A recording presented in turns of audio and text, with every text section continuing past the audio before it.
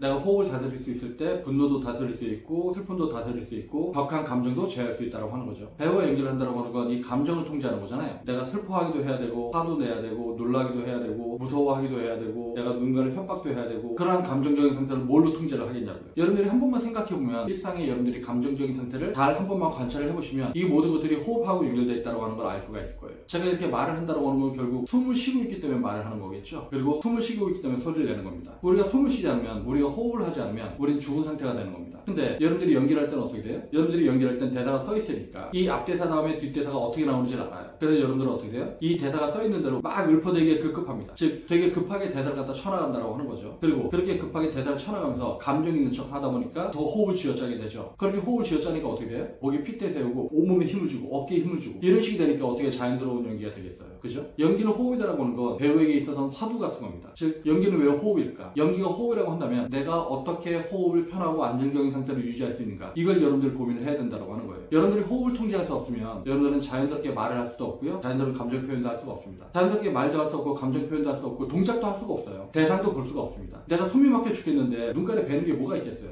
눈앞에 뵈는 게 아무것도 없어요. 그런 상태가 어떻게 연기적인 상태라고 할 수가 있냐고요. 내가 연기를 하려면 내가 무슨 말을 하는지 알고 내가 왜 이 말을 하는지 알고 어떻게 어떤 감정으로 무슨 느낌으로 어떤 뉘앙스로 그걸 하는지를 알고 해야 되는 거잖아요. 근데 여러분들이 호흡을 통제하지 못하면 호흡을 여러분들 의미대로 조율할 수가 없으면 여러분들은 감정 표현에도 실패할 것이고요. 그리고 제대로 된 화술 전달도 안 될 것이고 그리고 동작도 안 될 것이고 그렇다 보니까 제대로 된 연기 표현을 절대로 할 수 없다고 하는 거죠. 이 호흡이라고 하는 건 여러분들이 숨 쉬려고 하지 않아도 저절로 쉬어지고 있습니다. 즉 횡격막이 우리가 죽을 때까지 저절로 움직이고 있다고 하는 거죠. 이 덕분에 우리가 기절을 한 상태에서도 잠이 든 상태에서도 아니면 술을 엄청나게 먹고 떡이 된 상태에서도 의식이 없는 상태에서도 우리가 이제 숨을 쉬는 거죠. 우리가 숨을 쉰다고 하는 건 의식이 있든 없든 숨을 쉬는 겁니다. 우리가 죽은 상태가 아니면 숨은 쉬어집니다. 그러다 보니까 숨을 너무 친숙하게 느껴서 이 호흡의 중요성을 망각하고 이렇게 살아가는 경우가 많이 있는데 배우라고 한다면 이 호흡이 왜 중요한지 얼마나 중요한지 이걸 갖다가 인식하고 깨닫고 여러분들이 호흡에 대한 훈련들을 꾸준하게 해야 된다고 하는 거죠. 그러니까 여러분들이 감정에 대한 훈련을 하고 대사에 대한 훈련을 하고 동작에 대한 훈련을 하고 얼굴 표정에 대한 훈련을 하고 이 모든 훈련들을 한다고 하는 게 뭐냐면 결국은 호흡을 어떻게 통제할 것인가,